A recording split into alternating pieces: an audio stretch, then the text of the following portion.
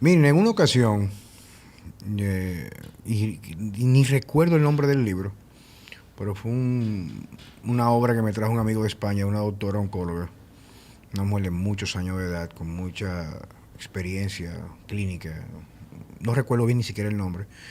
Incluso esa frase que voy a decir ahora la utilicé en unos talleres que yo daba sobre la alimentación y prevención de enfermedades, que decía que el cáncer es la enfermedad que va a salvar el mundo. Cuando descubramos que la única manera de abordarlo es a través de la prevención real, no necesariamente del hallazgo temprano para el tratamiento posterior, decía ella en ese libro. Y es un tema que a mí me apasiona, no necesariamente el cáncer, sino la salud per se. Tenía mucho tiempo por traerte aquí al podcast, pero yo sé que tú eres muy ocupada, con lo cual te quiero dar las gracias por la oportunidad. Con nosotros nos acompaña en el día de la doctora Mirna Santiago. Mirna, quiero ante todo que te presentes y que podamos conocer un poco de ti. Cuéntame. Bueno, como Juan Carlos dijo, yo soy cirujana oncóloga. Dentro de la cirugía oncológica me he ocupado mucho de abordar la parte de nutrición oncológica y por eso hago como un match entre lo que tiene que ver la enfermedad y la prevención como tal. En el tenor de que la enfermedad es precisamente como bien mencionas, todo el mundo entiende que la incidencia del cáncer cada día es mayor por el factor hereditario. Y realmente es el menos frecuente. Un 5% probablemente del cáncer tiene una tendencia al factor hereditario. El resto, el 95% restante, es por los factores ambientales. Pero oye, antes que entremos en ese tema, quiero conocer un poco de ti. Cuéntame, o sea, háblame de ti. Medicina, ¿por qué, Mirna? Mira, yo realmente comencé a estudiar medicina porque tenía mucha inquietud cómo resolver las afecciones del cuerpo. Me inquietaba muchísimo. Soy muy tenaz en las resoluciones inmediatas y por eso fui haciendo una inclinación a la parte quirúrgica. Yo siempre decía que tengo como que hibernar tanto para dar con el tema del resultado del paciente que lo que me voy a ir es por la parte quirúrgica. Pero dentro de la parte quirúrgica sí me fui como quedando como inquieta con abordar el tema más de la salud, más allá de lo que era una afección de una apendicitis, una colecistitis. Quería saber qué estaba pasando con el cuerpo, qué llevaba al cuerpo a enfermarse, y esas inquietudes las iba a encontrar en lo que era la oncología. Pero espérate, que tú vas rápido. ¿Dónde estudiaste medicina? Hice medicina en la UAS. Mucha gente no lo cree, pero señores, yo soy guasdiana. Orgullosamente guasdiana. Tú sabes que o sea, en estos días entrevistamos a un gran amigo mío, cirujano, pero cirugía plástica reconstructiva, el doctor Luis Andrés Cordero. Y él decía que en su momento, cuando estudió, hace unos cuantos añitos atrás, él decidió también cirugía en la UAS, pero medicina en la UAS porque tiene más tendencia a la práctica de cirugía, aparte de quirófanos, ¿verdad? Entonces hiciste UAS. Y luego, ¿dónde te especializaste? Hice la especialidad de cirujana general en el Hospital Central de las Fuerzas Armadas. Por eso que mucha gente ve que yo soy un chin como medio stray, porque allá la formación es bien estricta. Decidí ir allá porque verdaderamente la institución tiene un volumen de pacientes muy alto. En ese momento y actualmente estaba muy actualizado en cuanto al equipamiento y hice la formación de cirugía general allá. Fortuitamente caí en la oncología por el profesor mío que me acuñó desde que yo fui residente del primer año. La oncología, como casi siempre eran procedimientos tan largos, la gente como que lo rechazaba y no quería entrar con el profesor. Entonces, para mí era una diversión porque yo entraba y me lo disfrutaba. Y fue pasando el tiempo y ahí fue como creando mi pasión por la oncología y finalmente hago oncología en el Instituto Oncológico Heriberto Peter, que tiene 80 años haciendo oncología en el país y ha graduado 42 promociones. Dentro de esos 42 años, ahí salí yo en el 2014 graduada de cirujana oncóloga. Mira, para que la gente lo pueda digerir, porque yo sé que tú eres tan profesional, que no quiero vayamos muy rápido, para que nuestras personas que nos están escuchando, y más ahora que estamos a la entrada del mes del cáncer, ¿verdad que sí que es octubre? Exacto. La gente entender. ¿Cuál es la tasa hoy en día y la proyección futura de, por ejemplo, en el cáncer de mama especialmente, la incidencia por mujeres totales? Mira, la estadística actualmente se dice que de cada 7 mujeres, si en este escenario tuviéramos 7 mujeres, una de ellas tiene un diagnóstico de cáncer de mama en los próximos días. Eso es abrumador y la tendencia es que vaya hacia la alta. En cuanto a la posición, es el segundo diagnóstico de cáncer mixto, tanto en hombre como mujer, sacando el cáncer de piel, que es el que a nivel mundial es el que ocupa la primera posición. En República Dominicana, dentro del cáncer, el cáncer de mama, dentro del cáncer en el sexo femenino es el que ocupa el primer lugar. O sea que realmente es una incidencia muy alta. En una ocasión, en todo el proceso que yo he tenido, más o menos como oyente, claro está, porque no soy médico, de entender los factores que inciden en disfuncionalidades que podría llevar, por ejemplo, a crear perfiles estrogénicos, que tú bien sabes, y bueno, no te voy a poner a hablar de eso, pero lo que sí se dice es que el hombre, tanto como la mujer, va a tener exposición internamente a estrógenos, sean estrógenos endógenos que tú produces, especialmente la mujer en el proceso de ovulación, sí, o el hombre a través, por ejemplo, de la conversión de su testosterona, cierto grado hay una tendencia a convertir a estradiol. Pero también están los estrógenos ambientales, que son moléculas que tienen mucha afinidad con los receptores estrogénicos, donde quiera que el cuerpo necesita estas hormonas para expresarse. En la mujer, por ejemplo, en el tejido mamario, en el útero. En el hombre, por ejemplo, en las gónadas, usualmente podría ser también en la próstata, etcétera. Y también el tejido mamario, que el cáncer mamario en hombre, que tengo entendido es una nueva enfermedad en las últimas décadas. Un 1%, pero sí existe. Sí existe.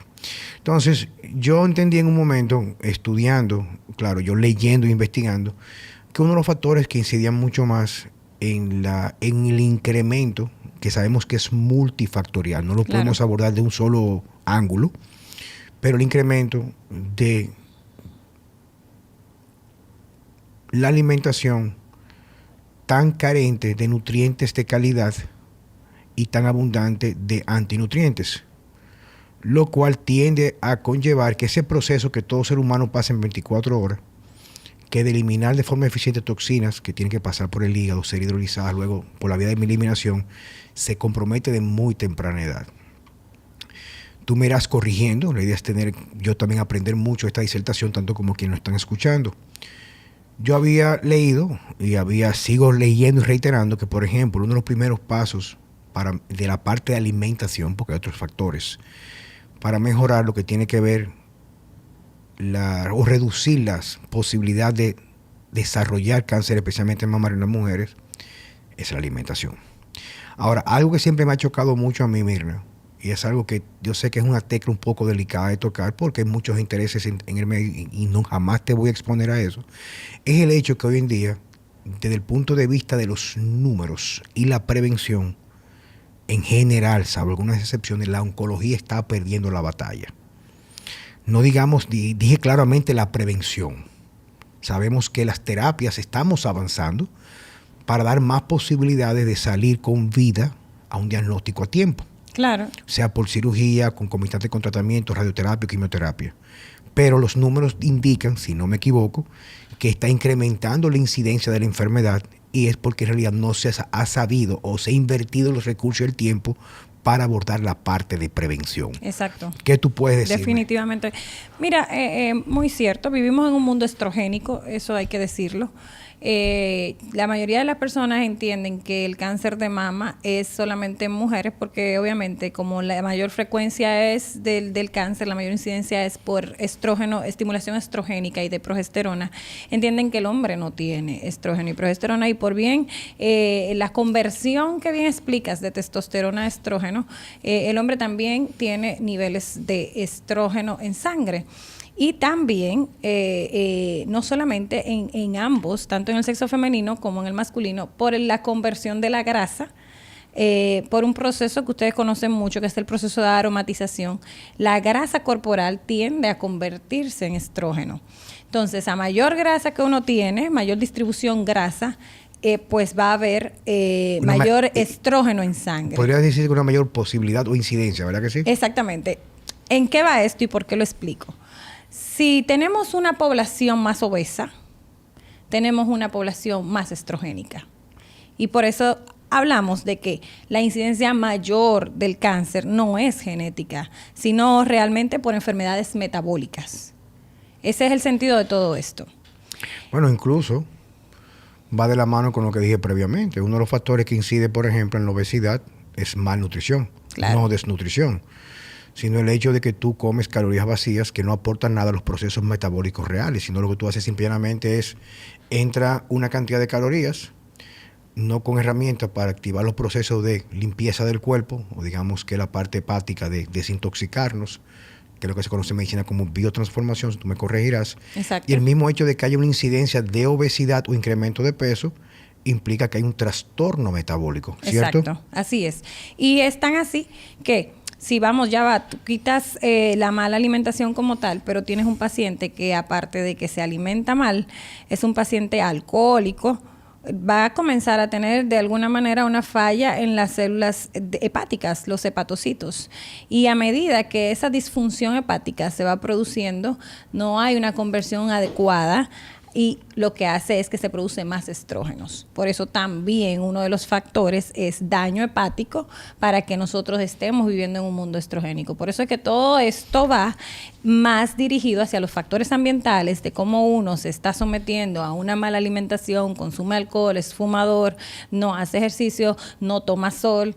Todos esos factores influyen en que actualmente, como bien dices, la oncología como enfermedad te esté ganando un campo muy amplio y la incidencia sea mayor, y nos hayamos desenfocado en lo que es la parte de la prevención, pero que a medida que hemos tenido más pacientes diagnosticados con cáncer, estamos haciendo una revisión. ¿Qué está haciendo todo el mundo? Una revisión en qué pasó, qué abandonamos, que esto está aumentando, qué estamos haciendo mal. Fíjate que, por ejemplo, como tú bien dices, actualmente la medicina se abrumó, fue en sacar al mercado muchísimo quimioterapéutico y cada día son más costosos, cada día estamos estudiando cómo que vamos a matar las células tumorales y volvimos a lo que hace años era el tratamiento oncológico, que era la inmunoterapia. O sea, ¿qué estamos diciéndole al cuerpo? Si tú al cuerpo lo reseteas, y le dices al cuerpo, comienza a trabajar desde adentro la función. Tu mismo cuerpo va a trabajar en la destrucción de las células malignas. Y es por lo que queremos llevar a la prevención. Porque si lo haces desde el punto de vista preventivo, pues vas a evitar la formación de células tumorales. ¿Tú sabes que estos días yo escuché un video? Y ahora yo, pensando, haciendo una revisión, introspección, yo no recuerdo por qué no te lo envié. Era el caso de una entrevista en un podcast en YouTube, no recuerdo ahora, lo tengo ahí, lo voy a buscar para reenviártelo, donde un médico que fue diagnosticado con cáncer, él habla de su experiencia en la parte de crear una estrategia complementaria con todos los procedimientos que se le hicieron, que fue prácticamente cirugía y luego también lo que tiene que ver, no sé si fue radioquimioterapia posteriormente a eso. Y él hablaba, y esto es un tema que me dio mucha satisfacción por mi filosofía de comida, pero también me dio por ejemplo, esa pequeña luz de esperanza. ¿En qué sentido? De que él hablaba que la terapia que utilizó para poder salir, claro, concomitante, junto, al lado de lo que le mandó a hacer la medicina tradicional él hacía ayunos para incrementar la autofagia o fortalecer la respuesta X, para no entrar en detalles muy profundos. Y las veces que comía, que era una comida al día, cada 2 días, era prácticamente carne, claro, carne orgánica, ese tipo de cosas. Y cuando él hablaba, él decía es que en realidad, para poder fortalecer la inmunidad, la primera frontera es el intestino. Así es. No tiene nada que ver con el aporte de un alimento, sino cómo ese alimento va a interactuar con el intestino. Y él hablaba, por ejemplo, te reitero, que inclusive hizo su historia, fueron unos cuantos meses, pero que una de las cosas que más le ayudó fue este tipo de tratamiento o terapia de alimentación con ayunos, ese tipo de alimentos, específicamente ese, era que perdió mucho peso, pero no experimentó casi ninguno de los efectos secundarios asociados a la quimioterapia. No se le manifestó. Bajó mucho de peso y el resultado fue que en tiempo récord pudieron darle un de alto. O sea, le diagnosticaron ya completamente que estaba sin secuelas, lesiones, etcétera. Entonces, yo me topo muchas veces que una pregunta quiero hacerte, especialmente como tú te presentas, que más que lo que tú presentas, lo que tú practicas y tu éxito profesional, es la parte de la alimentación. Por ejemplo, muchos seguidores me comparten, especialmente tengo dos amigas virtuales, ni sé cómo se ven, que son enfermeras en centros quirúrgicos en Estados Unidos, en Nueva York, que son de origen dominicano. Me mandan fotos del tipo de alimentación que le ponen en esos hospitales a los enfermos en la ala oncológica. Le ponen gelatina con azúcar, galletas, bizcochitos, etc. Entonces, quiero que tú, por tu experiencia, pero más para que la gente pueda conocer tu abordaje, usualmente cómo tú manejas la parte, digamos que no es el caso, el término holístico, que implica, tengo el diagnóstico o me da con el referimiento, ¿cómo yo abordo a ese paciente? ¿Qué tú haces usualmente? Mira, lo que bien mencionaste que hizo ese doctor que padeció cáncer es una estrategia que actualmente está ganando mucho terreno. Número uno, los ayunos te disminuyen los niveles de glicemia en sangre y sabemos que las células tumorales disfrutan el azúcar. Y claro, eso, y se transporta con insulina, ¿verdad? Exactamente. Cuando hacía el proceso de la ingesta de proteínas, en este caso carnes, que están muy satanizadas o que quieren satanizar, ¿qué él está haciendo? Él lo que está haciendo que en las células se produzca el proceso adecuado, que es un proceso fisiológico que debe de ocurrir, que es el proceso de metilación.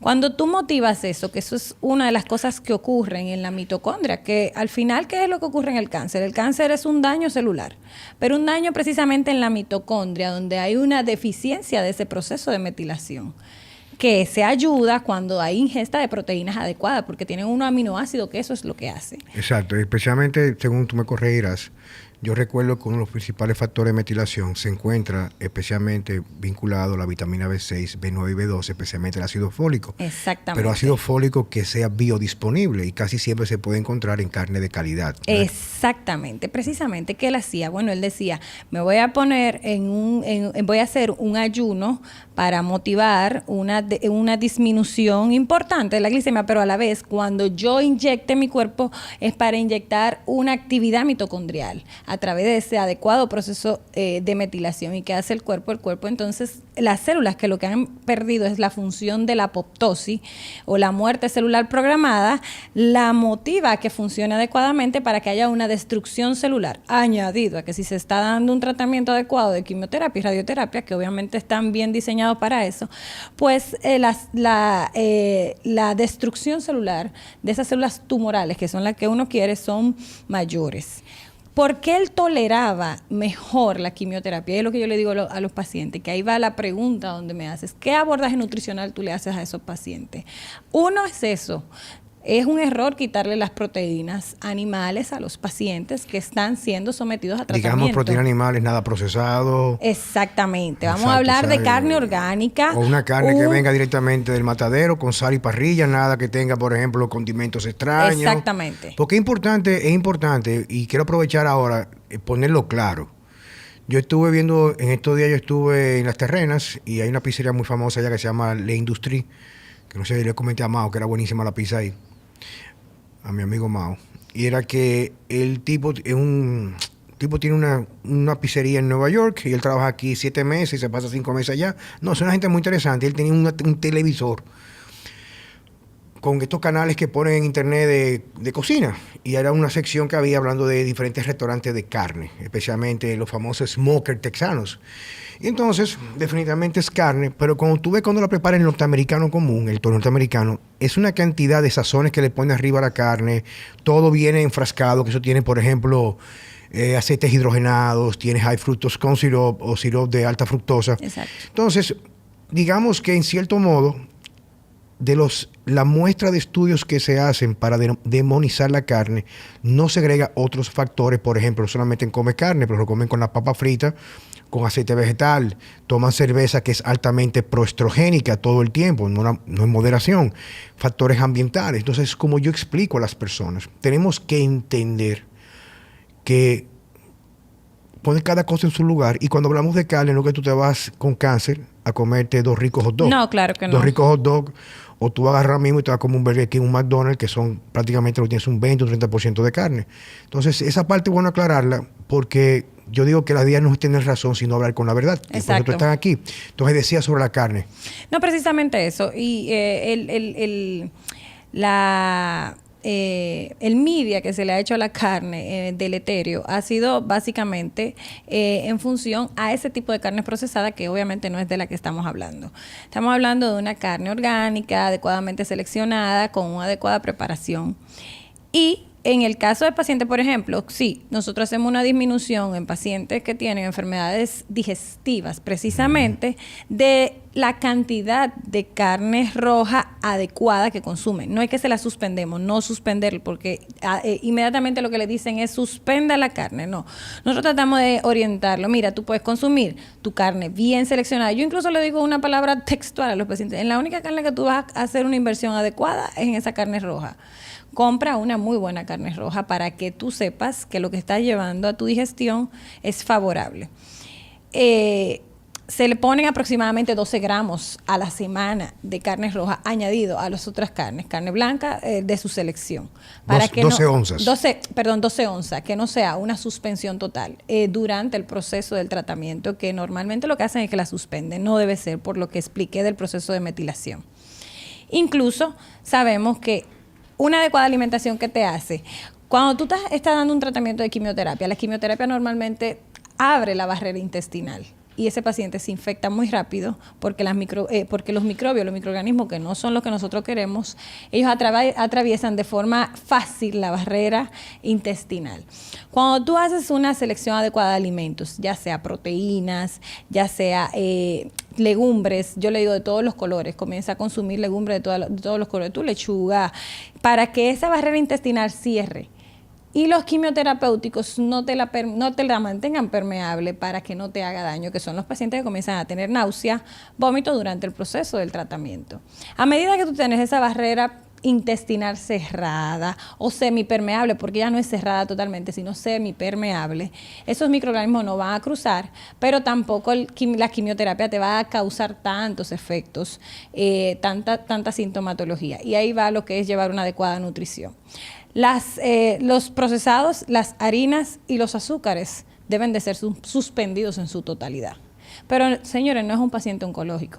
Ese discurso no es para un paciente oncológico. Eso es para la totalidad de todos nosotros. Los seres humanos. Exactamente. Es volver a los alimentos, volver a la naturaleza, a comer carne, a comer tubérculos bien seleccionados y a comer legumbres bien seleccionadas. Eso es. Mira, hablemos no tanto ya. Mira, yo lo que quiero es dar herramientas a las personas que nos están escuchando en este mes del cáncer. Y ya quienes me han seguido tienen más o menos tienen una idea de mi filosofía, que es mi experiencia de vida en la parte, con lo que yo hago con la parte de nutrición y dietética, los años, los estudios, es que eso no importa. Pero te comentaba antes de comenzar a grabar, de que he visto algunos casos, y tengo un caso cercano, muy cercano en estos días, hablamos un par de semanas atrás, de una persona que hace de forma rigurosa su chequeo de mamografía y visita al ginecobstetra, ¿verdad? Y resulta que remueve unos implantes 4 meses después de su última mamografía, que estaba perfecta. Le hacen, no sé si fue una biopsia, no sé lo que le hicieron al implante, y sale que tiene células cancerosas. Y la respuesta que dice el médico es, bueno, en algunos casos no se muestra un cáncer mamario lo ubicado en la mama de la mujer por la mamografía, pero no lo podemos decir mucho porque entonces pierde credibilidad la prueba, que yo sé que también en algunos casos también da un positivo por imagen. ¿Qué me puede decir eso? Porque la idea no es solamente discutir esto, sino qué herramientas para una temprana detección toda mujer u hombre debería de emplear. Ok, bueno, o solicitar a sus médicos. Exacto. Por debajo de los 40 años, una sonografía es la indicada porque la densidad mamaria está más aumentada. ¿Qué quiere decir eso? Hay más glándula que grasa en esa distribución mamaria. Por encima de los 45, por encima de los 40 años, se debe de agregar la mamografía. ¿Qué pasa, por ejemplo, en ese caso? Toda paciente que sea sometida a un cambio de implante debe de hacérsele y documentársele una biopsia de la cápsula donde vivía ese implante para identificar si hay células o no que estén haciendo transformación.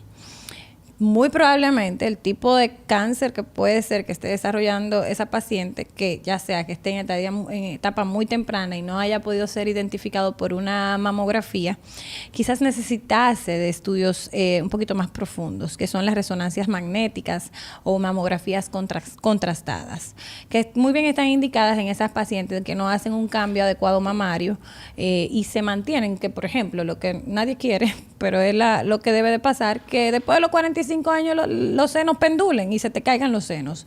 Esas pacientes que todavía a los 45, 50 años mantienen unos senos muy, muy fijos, normalmente no hacen un cambio mamario adecuado.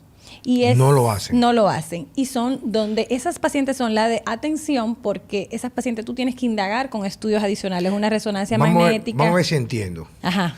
Yo como hombre, ¿verdad que sí? Ajá. Una mujer normal que no vaya al cirujano plástico, si a los 40 años, por ejemplo, el seno se le cae, tiene menos probabilidad de desarrollar cáncer mamario. Sí, claro, porque la distribución glandular, la glándula se pone más pequeñita. Ya ella, luego de que va entrando en el proceso de menopausia, la glándula comienza a atrofiarse. Y lo que tiene circulante, pues, es grasa. Ya tiene menos tejido mamario. Que es donde podría, en realidad, formarse haber una interacción con los estrógenos. Exactamente. Para facilitar un cáncer. Exactamente. Okay. ¿Qué resulta? Que hay otra cosa por la que se le hace biopsia a esas cápsulas cuando se retiran implantes. Hace muchísimos años sacaron unos tipos de implantes que tenían una estructura rugosa que motivó a cáncer de mama, y está bien descrito, que era un tipo de cáncer que se llama linfoma. Ajá. ¿Ok? A partir de ahí, toda paciente que tenga más de 10 años con un implante mamario debe de hacérsele una biopsia de cápsula para identificar si ese implante no era de ese grupo de implantes que causaron un linfoma en la mama, ¿ok?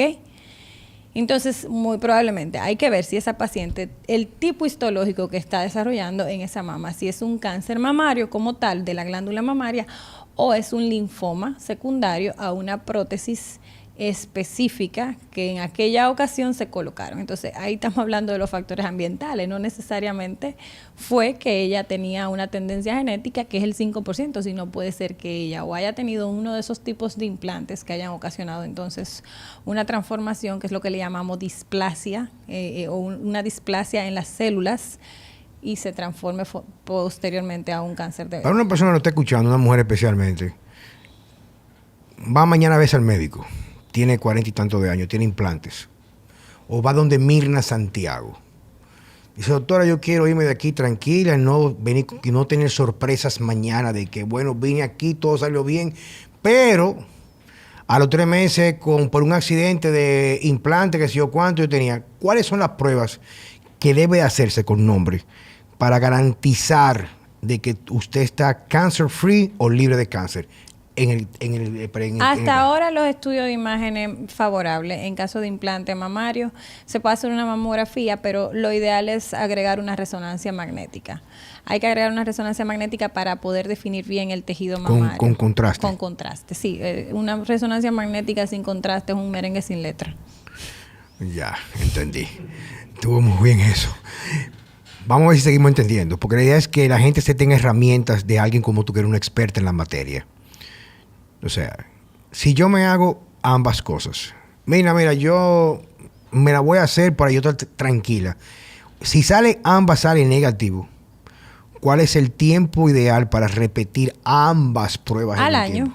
Una paciente con un screening mamario negativo, su seguimiento es anual. Sí. Anual, pero también de resonancia magnética con medio de contraste. No, ya una resonancia magnética con medio de contraste se puede planificar a los 3 años de seguimiento. Cada 3 años. Esa parte es muy importante. Exacto, no vamos a abusar de ese estudio, se hace cada 3 años. Incluso hay una tendencia, no sé si recuerda el boom con el síndrome de Angelina Jolie. Sí, que se removió el asunto. Exacto, se removió la mama. Yo siempre digo, señores, el hecho de tú removerte la mama no quiere decir que no se disminuya la posibilidad de que te padezca un cáncer de mama, porque se remueve un 90%, pero de un día un 15% de glándula puede quedar ahí, y en ese día 15% puede formarse cáncer de mama, y incluso iniciar en la axila, no necesariamente un cáncer de mama que inicie en la mama como tal. Entonces, a ese tipo de paciente que uno le hace remoción de la mama, lo indicado es que se le haga una, y se supone que no tiene glándula mamaria, que tiene muy poca, que se le haga una resonancia magnética cada 3 años. Es así. ¿Qué va? Que hay una cosa que yo sé que te inquieta mucho, que si los estudios tienen el 100% de la verdad, no. Ya va, eso no va a ser posible. Yo tengo pacientes que han tenido cáncer de mama con que nosotros le llamamos primario desconocido. Una mama negativa completamente, y donde encontramos un cáncer de mama fue en la región axilar, un ganglio que se positivizó. Y el ganglio, cuando tú haces el screening, realmente es un ganglio metastásico de un cáncer de mama, que no se ve en estudios de mama convencionales como lo que estamos mencionando. O sea que definitivamente digamos que vamos a tener dos tipos de personas. Quienes están interesadas en la prevención y entender que con estrategias reales que mejoren lo que tiene tu inmunidad, eliminar alimentos proinflamatorios, dormir bien, ese tipo de cosas, y quienes van a apostar solamente a un buen seguro médico o los recursos económicos para prevenir antes de que sea muy tarde la aparición de un diagnóstico positivo de cáncer, ¿verdad que sí? Entonces, otra pregunta muy interesante. Cuando hace ya, si no me equivoco, 2016 o 2017, yo me inscribí como oyente, claro, me gusta dejarlo claro, y concluí por 2 años un fellowship en biología y metabolismo vascular. Y entre los módulos había uno que era hablando completamente del colesterol. Incluso el médico hablaba de que hay 3 condiciones seguras que van a incrementar el colesterol. 2 son necesarias, y las 3 son necesarias, Hablaba es que hay 2 cosas que nunca el colesterol se puede bajar, se debe tratar de bajar, no importa el número. Y es durante el embarazo, que es un mecanismo normal del incremento drástico del colesterol en las madres, porque prácticamente el colesterol es la materia prima para inducir la formación del tubo neural y la retina en los primeros meses de gestación en el feto. Eso es lo primero. O sea, no hay tal cosa como una mujer que no haya tenido historial de problemas de dislipidemia, quede embarazada y al segundo mes hace una prueba de que su colesterol va a tender a subir, no hay que bajarlo.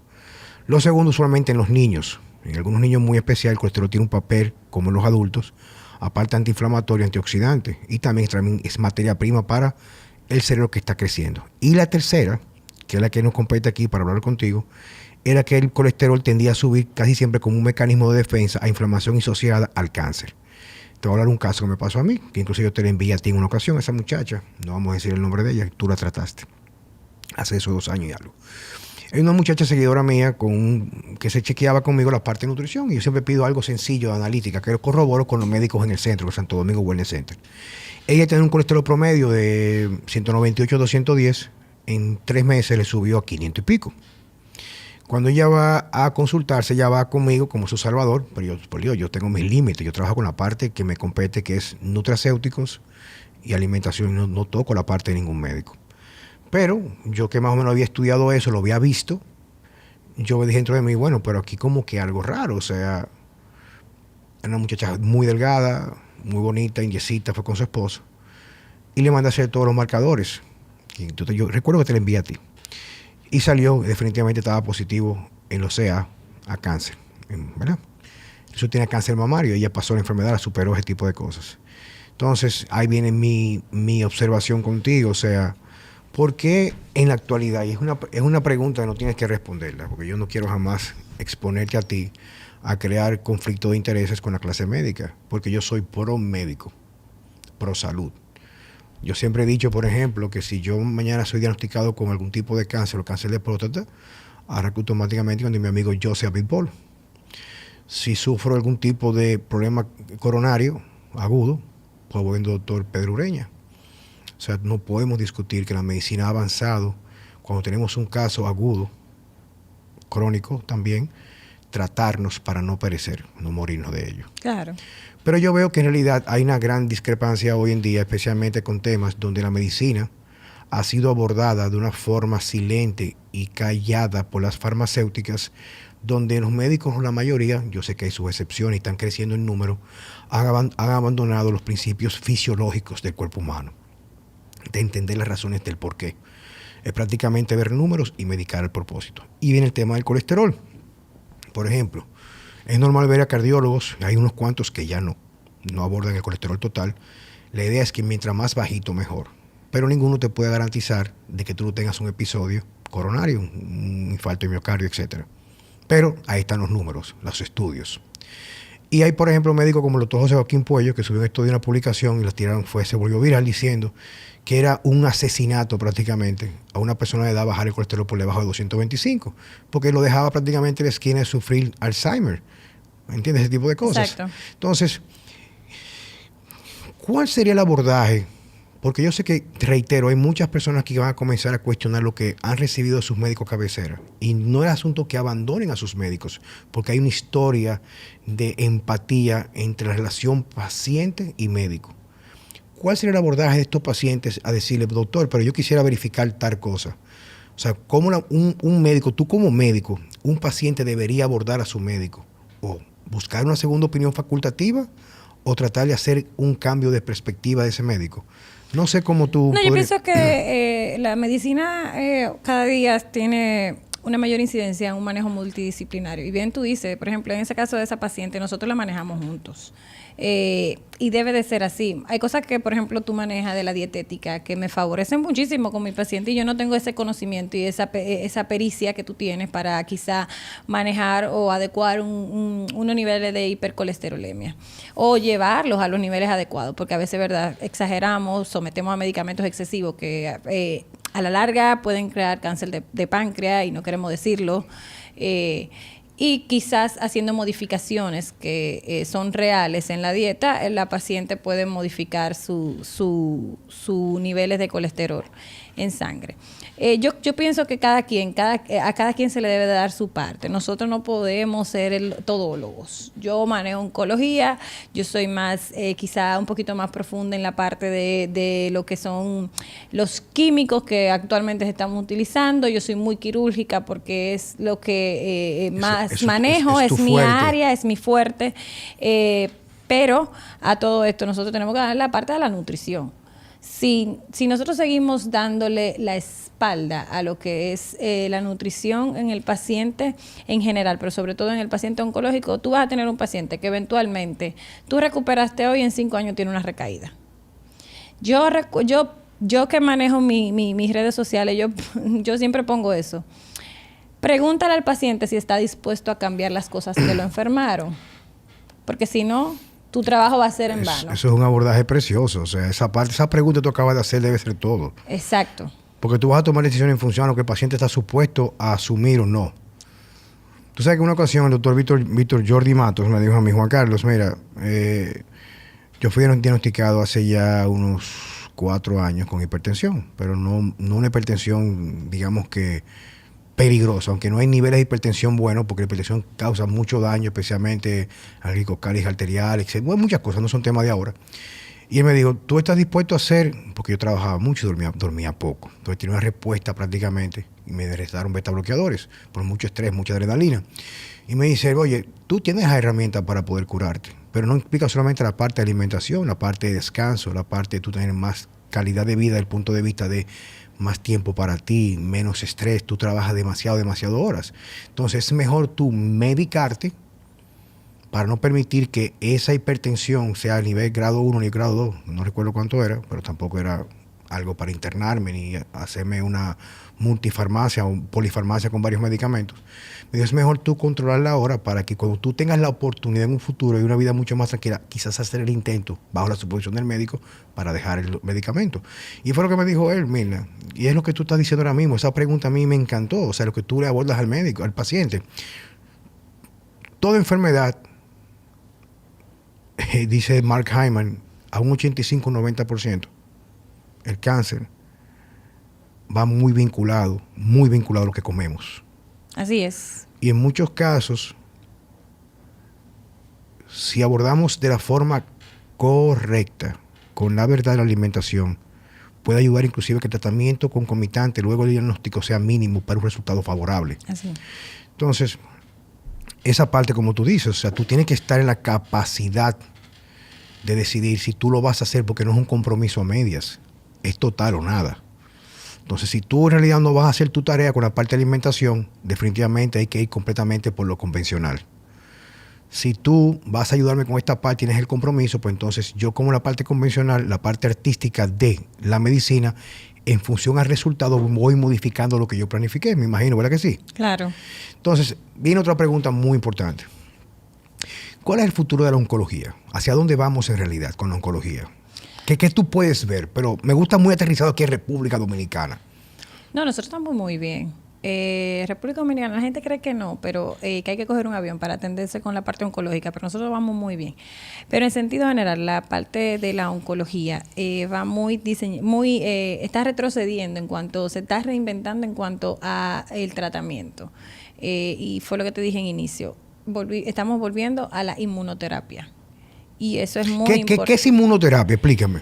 Precisamente eso, utilizar ¿Cómo se hace? ¿Qué tú abordas? ¿Qué tú utilizas? Son medicamentos que activan directamente las células humorales, las células que uno tiene, que van en defensa del cuerpo, que son las que se bloquean. El cáncer lo que hace es que te pone una barrera. Y esas células humorales, que son la defensa, que son las que tenemos, por ejemplo, si te ocurre cualquier virus, cuando ocurrió el tema del famoso virus de la pandemia, esas células que comenzaron a hacer falta para reaccionar porque tú tenías deficiencia de vitamina D, porque comías mal y te enfermaba quizás más grave que otro, esas células son las que vamos a otra vez a activar con ese tratamiento inmunológico. Es a motivar al cuerpo que sea el que actúe como tratamiento hacia ese bloqueo de las células tumorales, las células puedan morir. Lo que ellas están haciendo, que están evitando la apoptosis, las células humorales, a través del tratamiento de inmunoterapia, van a motivar a que ocurra la apoptosis celular de las células malas. Más o menos de eso se trata. Y yo no te puedo explicar qué tan avanzado va eso, que yo me río. Hay una molécula que ha salido nueva, que yo digo, pero eso parece ahora mismo, ¿cómo se llama? Beberse un vaso de agua. Bébete un vaso de agua para que haga la digestión, bébete para que se te quite la sed. Porque esa molécula le da a todo. O sea, tiene un nombre comercial tiene un nombre de la casa comercial, que no lo voy a mencionar porque todavía está patentado, o sea, se está respetando la patente. Pero es increíble y es un tratamiento inmunológico cómo acaba con todo tipo de cáncer actualmente, digestivo, mama, pulmón, que era uno de los cánceres que peor le iba. O sea, ¿Qué cuesta ese tratamiento, Mirna? Es costoso. Háblame de números. Por ejemplo, ese normalmente ese se da mensualmente y está por los 450,000 pesos. Wow. La molécula. Eso está por quizá el tema de que todavía ellos tienen la patente, pero claro, eventualmente quizá eso va a disminuir. Yo recuerdo que en estos días hubo una paciente que el gobierno tuvo que auxiliarla porque son medicamentos que se ponen mensuales y quien tiene 450,000 pesos mensuales para tratarse, probablemente muy pocos casi nadie. En este país. Exacto.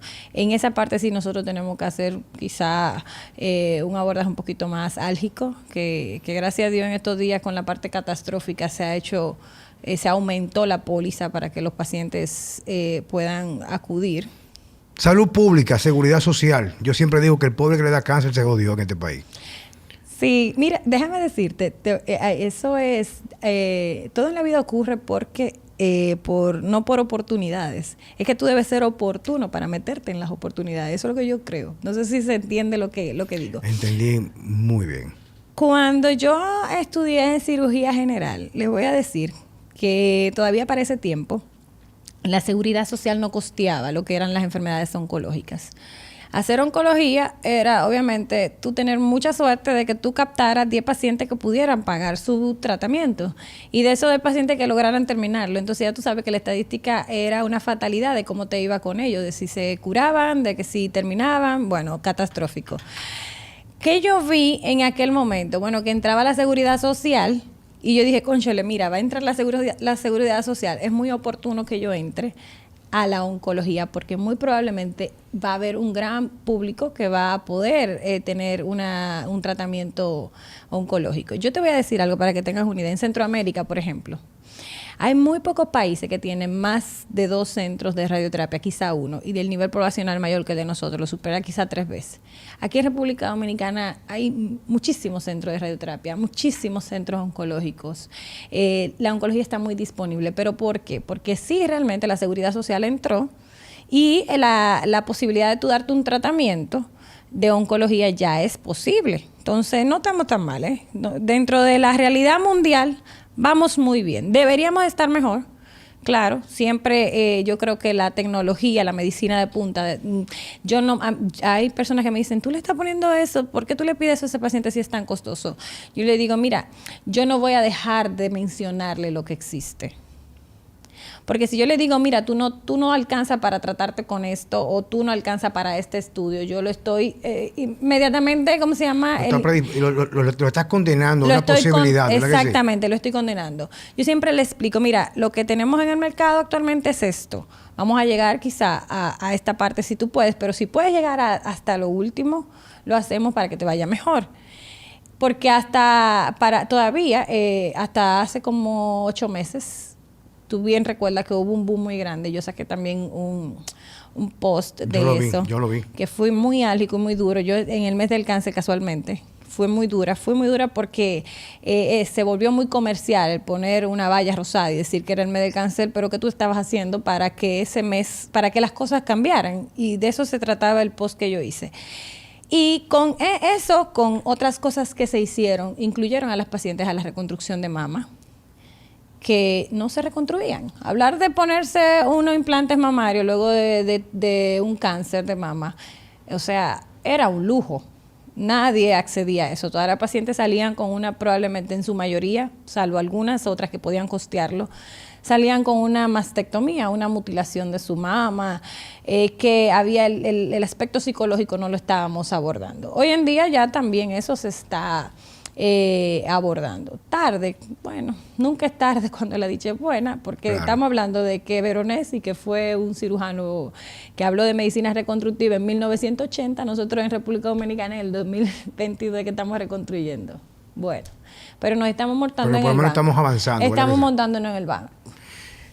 ¿Qué mensaje tú puedes darle? Mira, aquí siempre lo que hemos tratado, Mirna, en Vida Sana, es mostrar que hay esperanza, mostrar que si estamos bien guiados y bien informados, podemos salir adelante. Que casi siempre una de las principales cosas que conlleva a malas decisiones es la mala información o la desinformación. ¿Okay? ¿Qué tú recomiendas a toda persona que nos está escuchando, especialmente las mujeres o todo el mundo? Porque todo el mundo hoy en día tiene los números jugados, uno más que otro, para poder saber algún tipo de cáncer. ¿Qué tú puedes recomendar en enfoque, lo que tú quieras hablar, de prevención, tratamiento, diagnóstico?